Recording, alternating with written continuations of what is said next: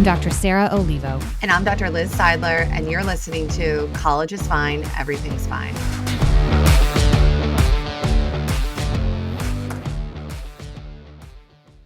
We got some feedback from someone who listened to one of our more recent episodes that they had a lot of curiosity about something you mentioned, which is the emotional savings account. So Liz, I was curious. That's not a phrase I always use in my work. So I want to hear more. Yeah. So most people who are coming to see me have a lot of negative or stressful things in their life. And one of their goals is to be happier, be more satisfied, or feel calm or more relaxed.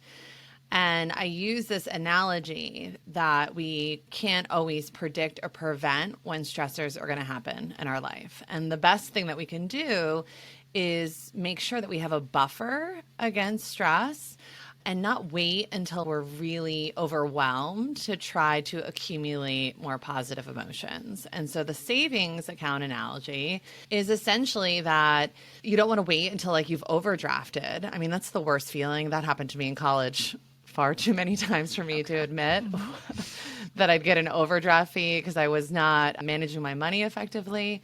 But you don't want to wait until you have no funds left to then think about how you're going to deposit more positive emotions into your savings account. So if you really think about that we all have a savings account and we all have things that are taking away from our well-being, our mental health, and we all have to work hard on putting things into that account to make sure that we're feeling the best we can. I love the idea of just withdrawals are kind of part of life. And Liz, are you using a metaphor? Oh my gosh. The contagion effect. It's contagious, guys. Well, you're not going to be surprised to hear that I actually, even though I don't use the term emotional savings account per se, right? We all have our different ways of teaching different concepts, but I do have a metaphor for this, shockingly. Can't wait. So I always think about, and maybe it's because I lived in Brooklyn for so long and there were water towers everywhere. Even the kids' books that I would have for my kids would be like 3 hipsters, 4 water towers, like the counting books. It was so funny. So maybe that's why this metaphor speaks to me, but it's similar to the idea of the savings account. You can picture a water tower. It's like those big things you see on the road that typically have the name of the city on it, et cetera. And so they collect water. And there's no way to control nature, how much water is going in. Sometimes it's going to be like a deluge, and sometimes it's just going to be a bit of a drought. And that's similar to life, obviously, where we have no sense of when the stressors are going to come. Or we might know it's coming, like exam period, but we don't have any control over it. We can't be like, I'm going to skip exams this week. And so you can imagine that if the stressors that come up in your life are like the rain that comes in and fills up the water tower, and you have no control over that. The only real thing you can control is the spigot at the bottom. How much water are you going to let out at a time? How much can you take out of that water tower so that it's not overflowing? And when I'm talking with my clients, I'm thinking, okay, so every time you turn the spigot and let more water out, that's a skill. It's something you're adding to it to kind of, to your point, like to deposit. What are you going to do to have on the ready habitually so that you're noticing when you can really turn up the skills use, turn up some of the things that add those positive deposits in your life. So, metaphor of the day. Never disappoint, Sarah. In really concrete terms, how can we make more deposits and less withdrawals? And one of the caveats I always say to clients, here's another analogy, but I compare this to bowling with little kids, What do they put in the gutters? They put a little buffer. Yeah. Maybe I still use one. I don't know. Don't worry about it. But I said, even with those in there, it's going to prevent you from getting a gutter ball, the worst possible. But I can't guarantee that you're going to get a strike just by having that in there. The goal here is how can we buffer against stress? It doesn't mean that everything's going to be perfect, that we're going to get a strike. Things might still be challenging, but you're not hitting that bottom, that lowest point. Yeah. Yeah. Usually my first step to figure out, is this something that you need to pay attention to, and this is again where Sarah and I have talked about, we usually are drawing these things out. So we'll share a visual through social media, but I usually draw a scale And don't judge my drawing when you guys see this in real life. But essentially on one side of the scale is positive and on the other side is negative. And I start with the negative and I ask a college student, what are some things that are stressing you out in your life? And immediately I'm getting like grades, friends, home, weather, sick, boyfriend, laundry, the laundry list of things that are stressing them out. I'm like, okay, stop. We got enough on the list. And then I'll say, okay, now tell me about the positive things in your life. And I've done this hundreds of times and it's silent for a while. And it seems like it's like pulling teeth to list positives that are there, or I just get like a couple.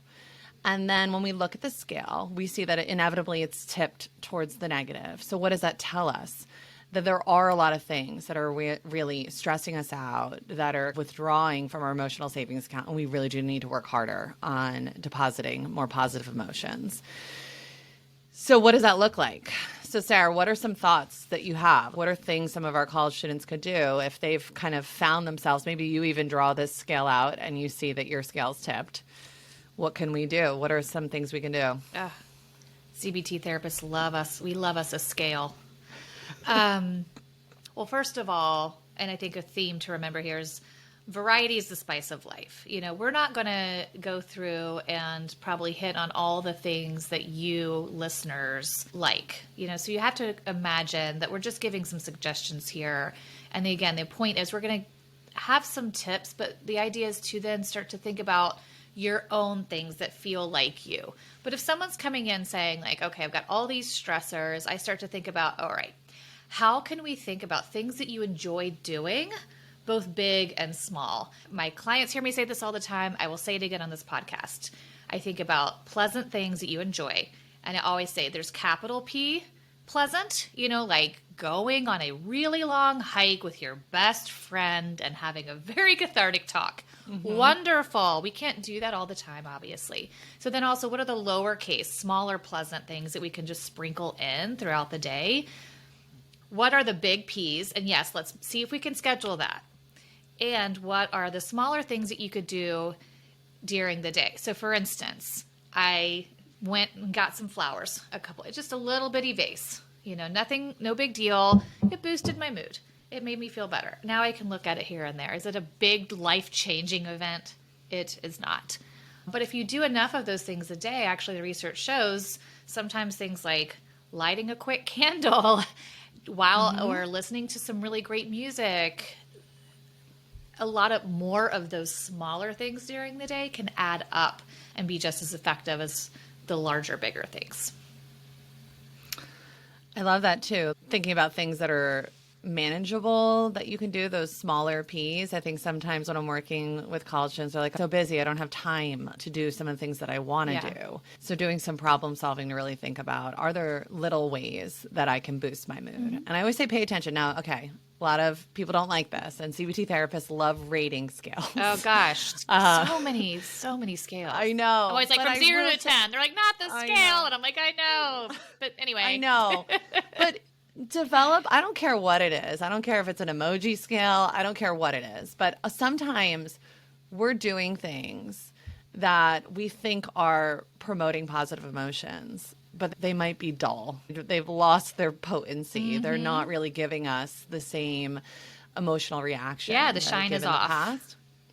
So pay attention to that, because even though you're doing something, you could be replacing it with something else, a new activity that might actually boost that savings account a little bit more than the thing that maybe you're just habitually doing out of habit. I don't know about you, Sarah, but one other thing that I think is really important to pay attention to is finding things that you can do alone, activity-wise, and then finding things that you can do with other people. Yeah. And I think some people really prefer to be with others during activities. I'm probably one of those people. It's just not always realistic. And then I find other people struggle with initiating things with other people. But having a balance between things we do alone, activity-wise, and attending to relationships and making sure that we're doing shared pleasant activities, I think is important. Yeah. I also, if we keep to the variety is the spice of life theme, we know that relationships in general tend to promote well-being. Now, obviously, and we've talked a lot about finding your people in college. We have a whole episodes on that, finding and keeping your people. But we've seen that there's a lot of research to show, and I think all of us probably have our own, study of one during the pandemic, that some of those smaller day-to-day interactions lift us up a lot.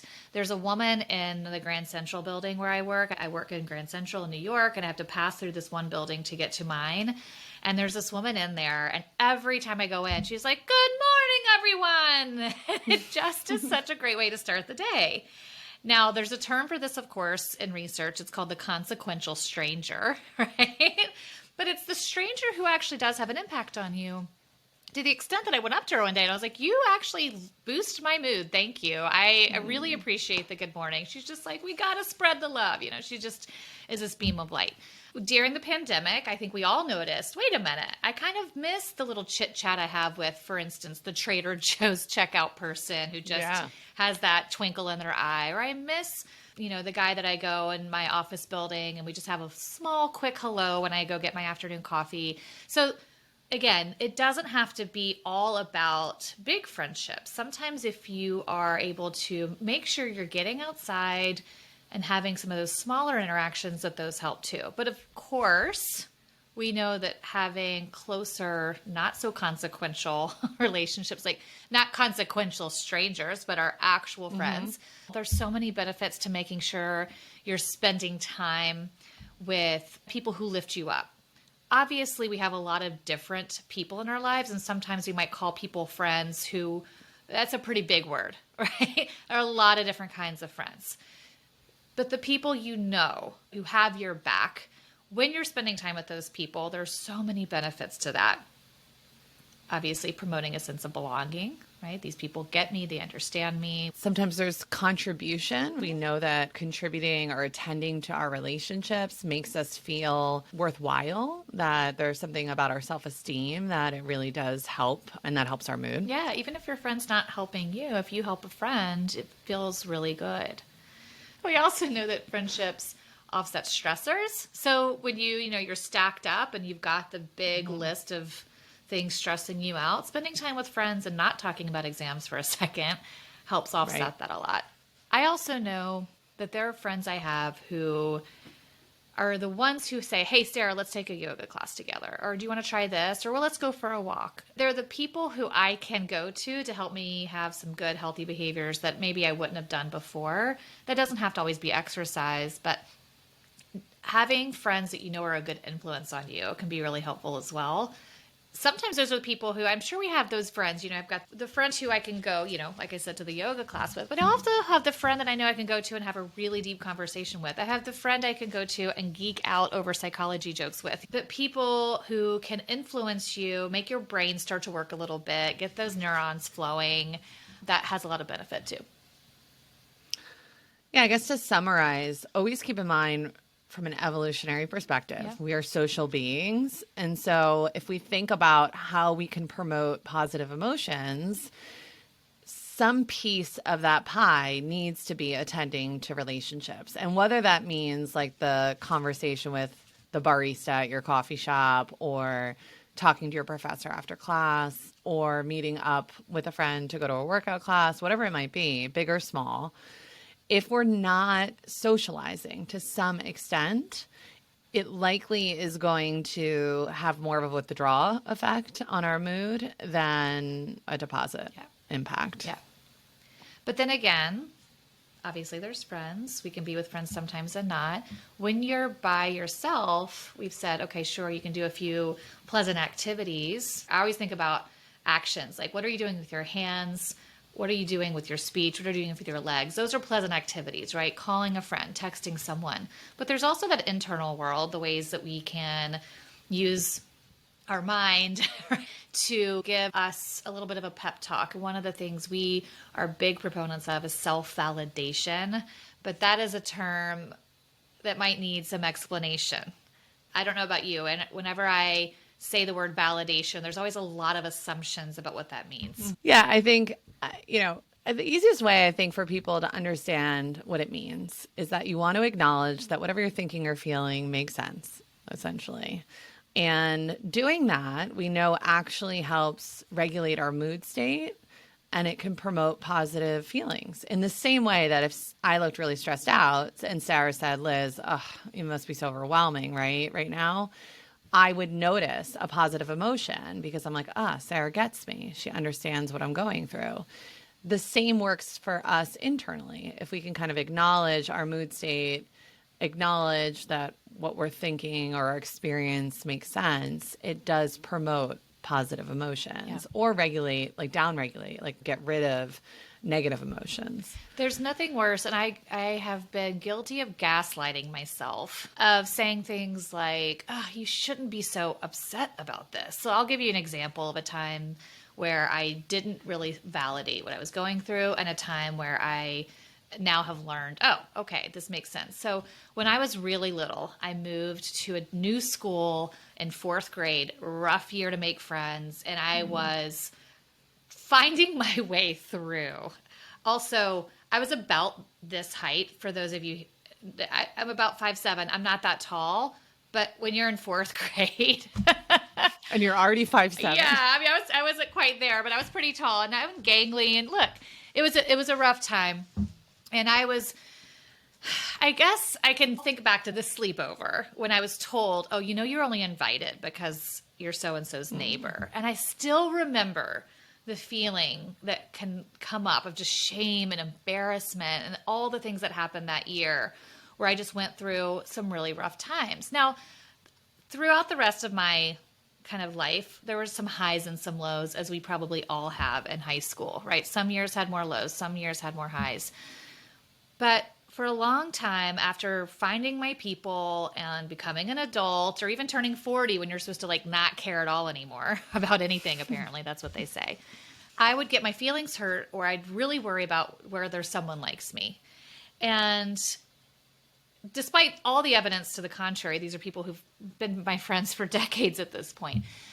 Back in the day, if I had that feeling, I'd be like, oh my gosh, you're so stupid. Why can't you just get over that? That's what I would say to myself. I'd be like, why can't you just get over that time? Gosh, you were in 4th grade. Now I will say something like, oh, here it is again. That sort of core memory is popping up, and I'm really familiar with it. Don't have to act on it, but I get it. That was a really tough time. You must have really absorbed that. So that's an example of a time where I would have, by not validating what I was going through, not only did I experience that sense of oh gosh, kind of struggling with this friendship or feeling insecure, then I also bashed myself on top of that and just made myself feel even worse and judged my own experience. So that's what we're trying to say with self-validation sometimes. It's not to say everything you think is correct or right, but saying, I understand the story of how I got here. Okay. And that makes sense. Yeah, and I think it's really important as we're asking you to think about depositing more positive emotions, that to even be motivated to do that, we want our mood state to not be extremely negative. And if you're able to have a reaction like you said, Sarah, and be able to self-validate, even the way you said it, it was kind of matter of fact, right? There wasn't tons of emotion behind it.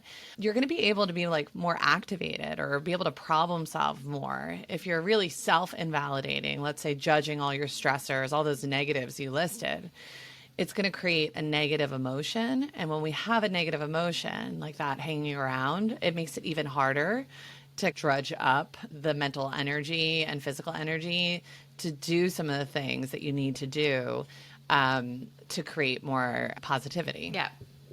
One of the last things I was hoping we could touch on is other skills. Maybe they fall in a self-care kind of realm, but they are things that promote positive emotions, whether that's being mindful of moving more or doing a meditation or just relaxing, doing things that are soothing to yourself, that we know doing some of those activities does promote positive emotions and are things you should probably have in that diverse diet that you spoke about earlier. Absolutely. Liz, you're so naturally prone to taking a run or doing something and moving your body in that way. And not everybody, I always joke, I was more musically inclined than athletically inclined growing up. I do think exercise is really important.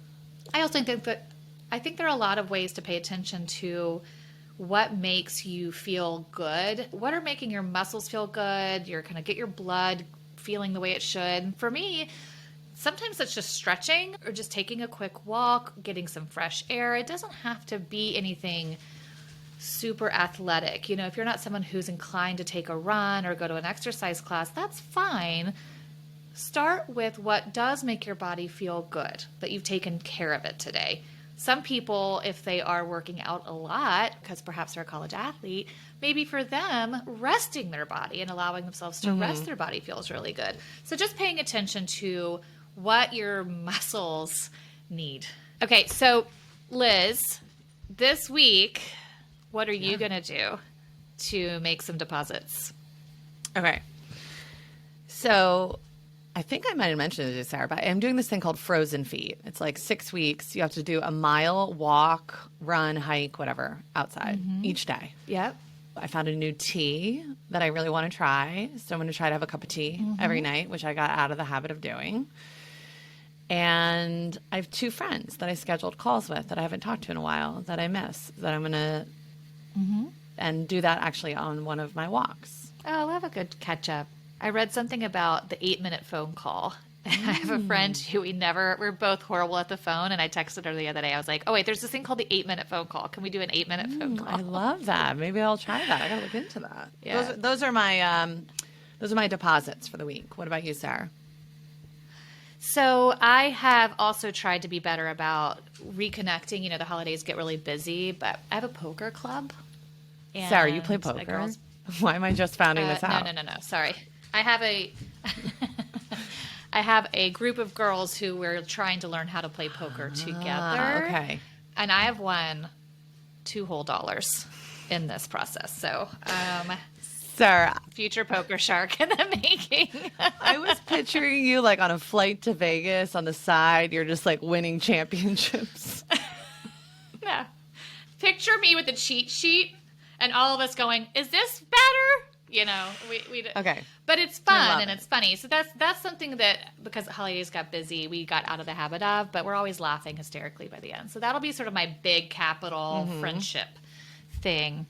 I think the smaller stuff would be something like making sure I'm going on a walk every day. I've been so busy between this podcast and, you know, other things going on. I'm always putting exercise to the back of burner. So I've made a promise to myself, even if it's a 10-minute walk, just do it. Just really quickly, try to get it in between other things. I always feel better when I've been outside, even when it's dark and leafless like it is now, hence the flowers I bought. So those are a few things I'm going to try to do this week. So our hope is for you to like take a moment and be aware. Are there too many withdrawals kind of going on? Could I pay more attention to my emotional savings account? And what are some of the things that I could do to more frequently deposit more positive emotions? All right, go forth. Happy savings, guys.